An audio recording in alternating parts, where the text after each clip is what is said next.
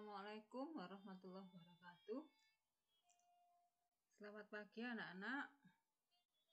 Alhamdulillah pada pagi yang cerah ini kita masih diberikan kesehatan ya anak-anak ya, sehingga kita masih dapat mengikuti pelajaran, yaitu pembelajaran prakarya di pertemuan ke-15.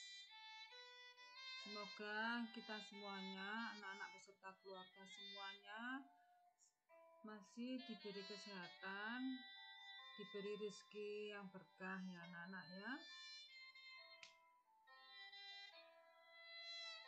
Baiklah, sebelum pembelajaran kita mulai, marilah kita membaca doa bersama. Bismillahirrahmanirrahim. Wal asri innal insana lafi khusrin illal ladzina amanu wa amilus sholihati wa tawassaw bil haqqi wa tawassaw bis sabr. Sebelum pembelajaran kita mulai, anak-anak persiapkan peralatan tulisnya ya. Kemudian dicatat dan nanti di akhir pembelajaran kalian mengerjakan tugas 5 soal.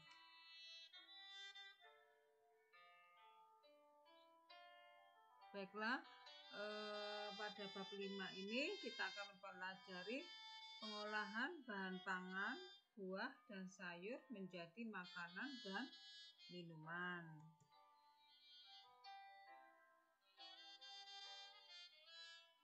Peta konsep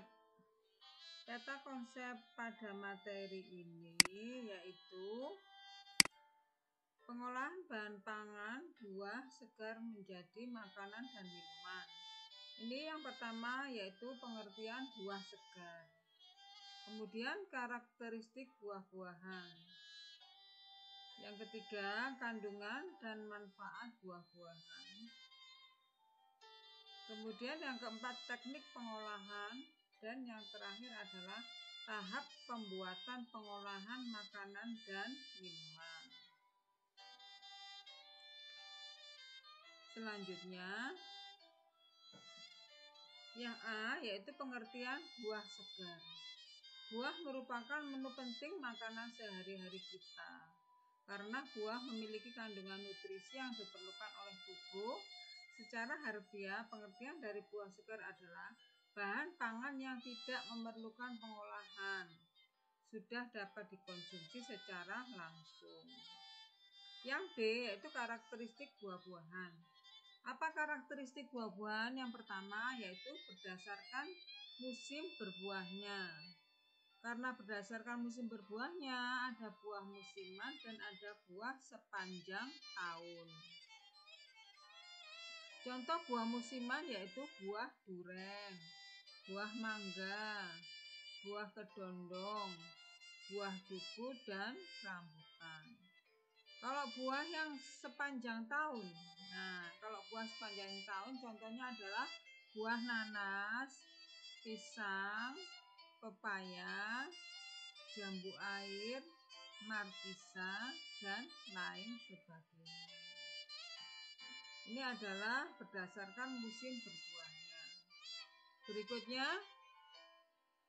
yang kedua yaitu berdasarkan iklim tempat tumbuhnya.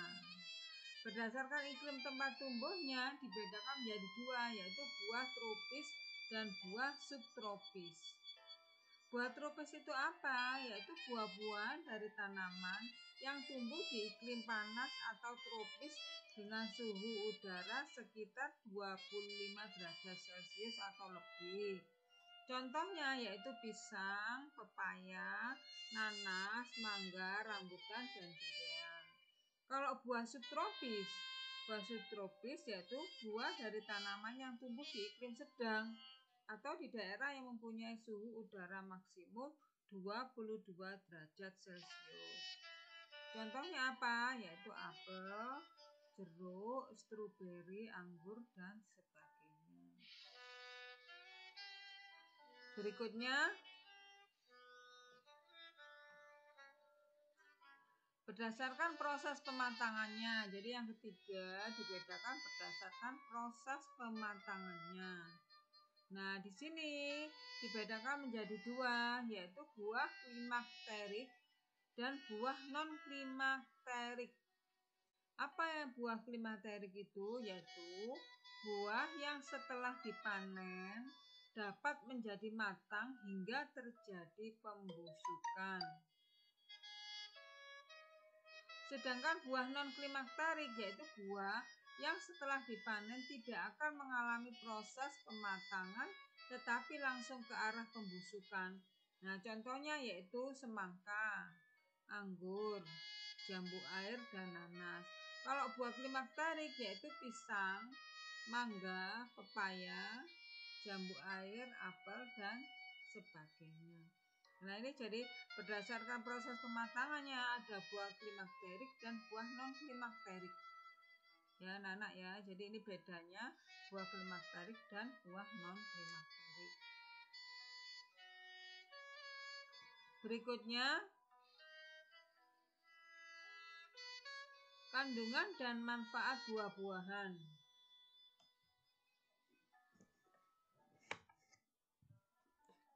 Kandungan dan manfaat buah-buahan yang pertama yaitu misalkan di sini saya ambilkan contoh jambu biji. Jambu biji atau bahasa latinnya disebut Psidium guajava. Kaya akan kandungan dan manfaat. Jambu biji memiliki vitamin C 4 kali lebih banyak dibandingkan jeruk, ya. Jambu biji yang sekarang ngetren dipakai untuk jus itu ya anak-anak ya. Jadi manfaat jambu biji itu untuk menambahkan trombosit. Kalau kadang-kadang orang kena ini ya trombositnya ngedrop, kena demam berdarah, itu bisa diberi jus jambu biji. Kemudian yang kedua yaitu alpukat atau avocado. Memiliki banyak manfaat untuk kesehatan dan kecantikan. Kandungan lemak nabati yang tinggi dan tak jenuh bermanfaat untuk menurunkan kolesterol LDL yang jahat. Serta berguna untuk mencegah penyakit stroke, penyakit jantung, darah tinggi, dan kanker. Ya. Yang keempat adalah pepaya. Pepaya disebut juga dengan carica papaya. Tumbuh sepanjang tahun dan kaya akan kandungan gizi yang bagus ya anak-anak ya. Kemudian keempat yaitu belimbing. Belimbing bahasa latinnya yaitu Avero carambola. Rasanya manis, segar, dan berbentuk bintang jika dipotong. Kandungan gizi belimbing memiliki banyak vitamin C dan serat yang cukup besar, yaitu vitamin A, E, dan B kompleks. Ini adalah contoh dari pepaya anak-anak ya. Yang ini adalah alpukat. Ada lagi contoh yaitu belimbing. Anak-anak pasti tahu ya, tidak asing lagi bahwa belimbing itu sudah banyak di masyarakat sekitar kita. Berikutnya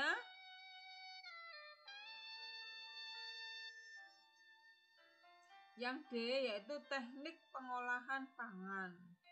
Nah, teknik pengolahan pangan di sini itu yang pertama yaitu teknik pengolahan pangan panas basah atau moist heat. Di sini ada yang pertama yaitu teknik merebus atau boiling. Merebus mengolah bahan makanan dalam cairan yang sudah airnya mendidih. Ya, cairan yang digunakan dapat berupa air, kaldu atau susu. Kemudian yang B yaitu teknik merebus menutup bahan pangan, poaching. Nah, ini poaching merupakan cara memasak makanan dalam bahan cair sebatas menutupi bahan makanan yang direbus dengan api kecil di bawah titik didih 92 sampai 96 derajat Celcius. Berikutnya teknik merebus dengan sedikit cairan atau braising, yaitu teknik merebus bahan makanan dengan sedikit cairan, kira-kira setengah dari bahan yang akan direbus dalam panci tertutup dengan api dikecilkan secara perlahan-lahan. Ini adalah braising. Kemudian Yang D yaitu teknik menyetup atau menggulai, disebut juga stewing. Stewing atau menyetup adalah mengolah bahan makanan terlebih dahulu, ditumis bumbunya. Ini contohnya anak-anak ya, ini adalah contoh teknik merebus sedikit cairan atau brushing ya. Jadi airnya sedikit saja, kemudian bahan yang akan direbus dalam panci ditutup rapat dengan api kecil. Yang keempat ini adalah contoh menyetup, menggulai, stewing. Mengolah bahan makan terlebih dahulu setelah ditumis bumbunya. Ya, setelah di bahasa Jawa itu digongso anak-anak ya, digongseng, kemudian dimasukkan ke sini. Berikutnya yang E yaitu teknik mengukus atau steaming. Teknik mengukus atau steaming adalah memasak bahan makanan dengan uap air mendidih. Sebelum mengukus bahan makanan, alat pengukus yang sudah berisi air harus dipanaskan. Ya, jadi kalau mengukus itu airnya harus mendidih dulu, kemudian kalau sudah panas dimasukkan. Mengukus apa? Misalkan mengukus telo ya anak-anak ya, mengukus singkong ya, mengukus sukun. Nah, itu airnya harus mendidih dulu baru dimasukkan. Yang F yaitu teknik mendidih atau simmering. Teknik simmering ini adalah teknik memasak bahan makanan dengan saus atau bahan cair yang dididihkan dahulu. Kemudian yang G yaitu teknik mengetim. Bahasa Jawa ini ditim ya anak-anak ya, tahu ditim ya. Ditim itu kalau anak-anak di rumah biasanya misalkan bantu mamanya atau bantu ibunya, itu kalau mau membuat roti itu kan kadang-kadang ada coklat blok. Nah, coklat blok ini biasanya pakai sistem mengetim. Jadi ditaruh di dua wadah, dua tempat ya. Kemudian tempatnya ditumpangkan di wadah yang kena api. Kasih air dulu.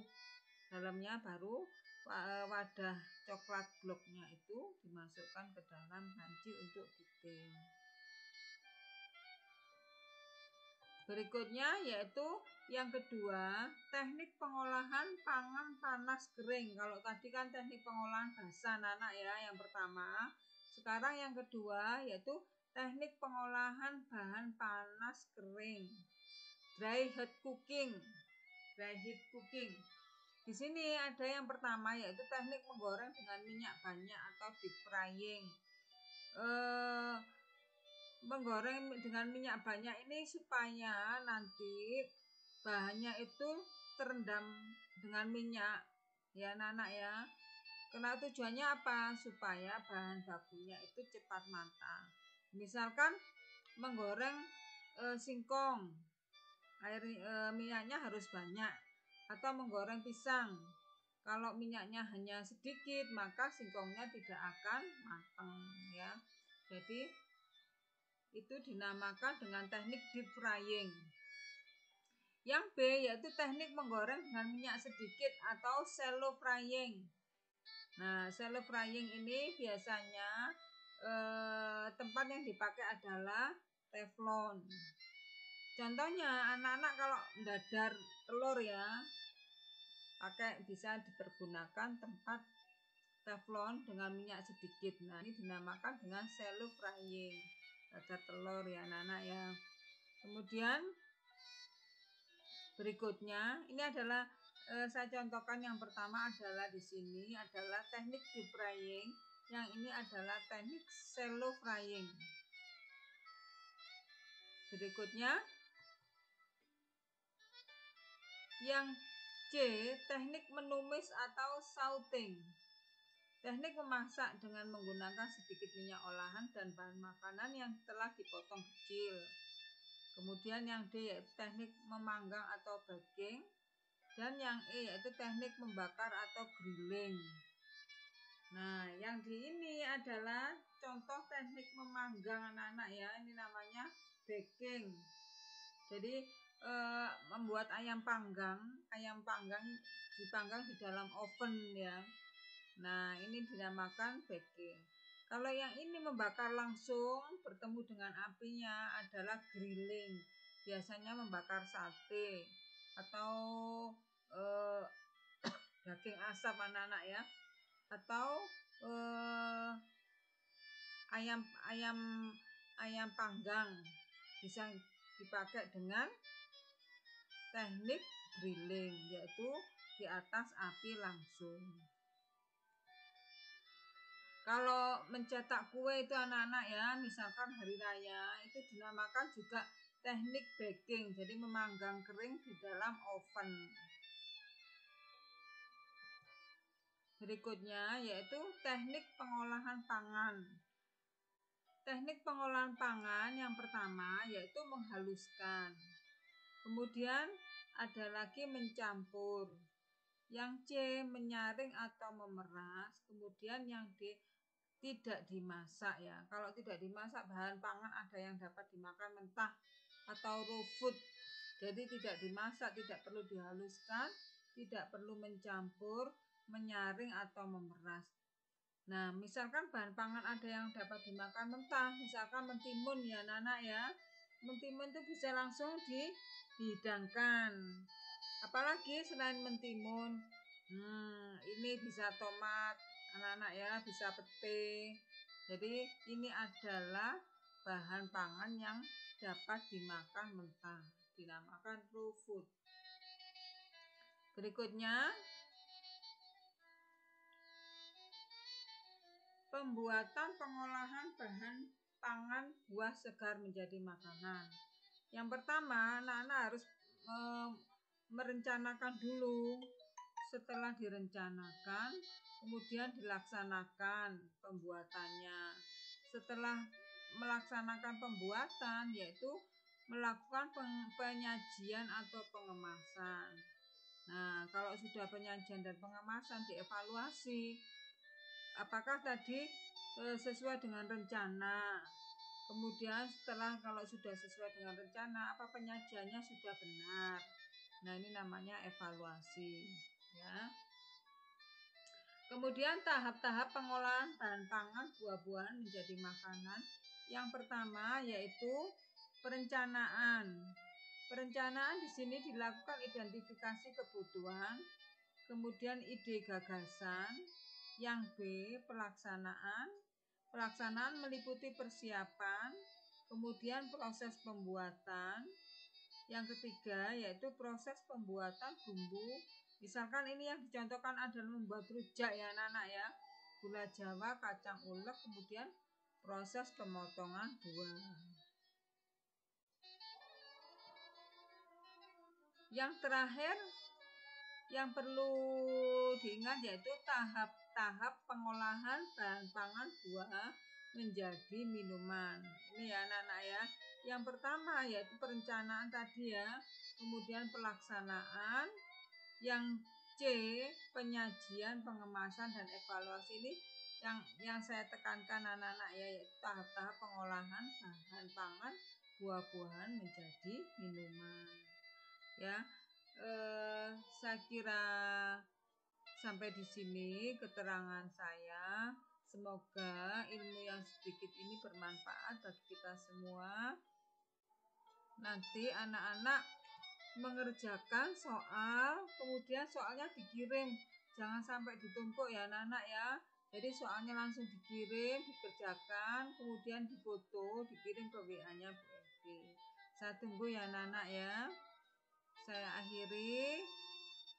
Assalamualaikum warahmatullahi wabarakatuh.